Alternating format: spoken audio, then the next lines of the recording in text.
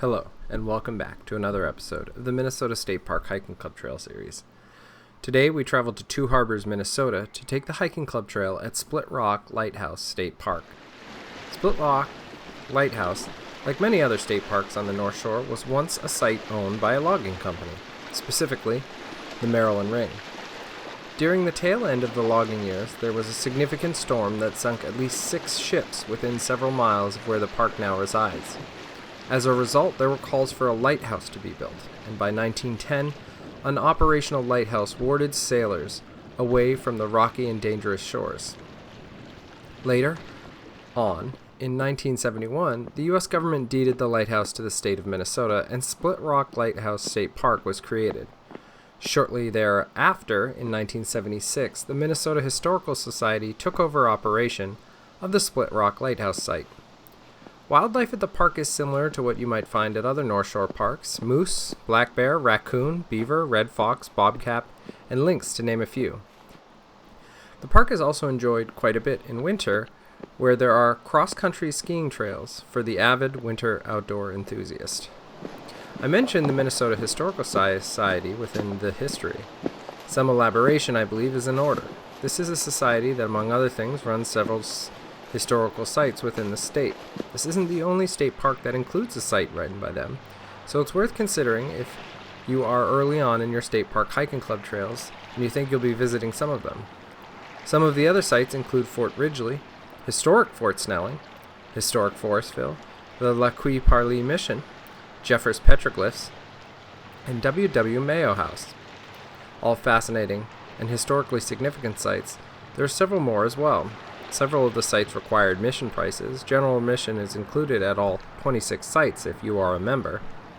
Some of them are really cool, like historic Forestville, where they have reenactors playing settlers from the past, not unfamiliar to me, as I fondly remember when I was a child when we visited Strawberry Bank in Portsmouth, New Hampshire, a similar reenactment historical site.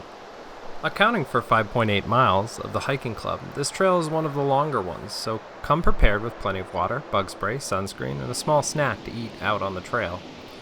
The trail will cover terrain that is open to the sun, and periods of wet forested areas likely to have significant bugs, so be prepared for those. I'd also ensure you check the weather before you hike it, as it may take longer than you might think, and especially in the fall, this area gets battered with intense storms. Thus the need for the lighthouse. Let's also not forget, it was a similar storm that sunk the Edmund Fitzgerald.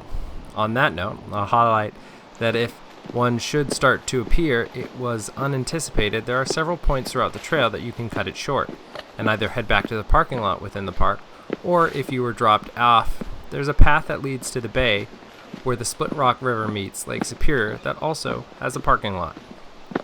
Heading out from the trail center, you pass through the first area along the rocky beach and get a good view of the lighthouse and Ellingson Island. It's a pretty bay that is worth taking a moment to take in before you continue the hike. This period, you walk by a significant amount of the cart-in campsites, and in the midst of that, the hiking club trail splits. The right section joins the Gitchigami Trail, heading to the left. We'll continue to hike along the Superior shoreline. We chose the left way to hike alongside the shoreline. The next bit is a hiking trail only, whereas a large portion of the trail is also a mountain biking trail. The reason for this exclusion is there is a set of stairs that you must descend to continue the path, and it provides a pretty view of the bay while you do so. After a short distance from the stairs, you cross over a small bridge that lofts you over the Split Rock Creek and allows you to continue on towards Corundum Point. There's an offshoot trail that unfortunately we didn't take that leads to an overlook from atop Corundum Point. The next section of the trail meanders through the woods, periodically coming to the coastline and back into the woods, providing some decent views of the lake, but not without some flora partially blocking it. Prior to turning back inward towards the main road of 61, there's a point that is accessible that allows you to walk out on a rocky peninsula that gives you some truly amazing views of the area. After you rejoin the Gitchigami Trail, you head relatively straight back until the offshoot that leads you back to the beginning of the loop.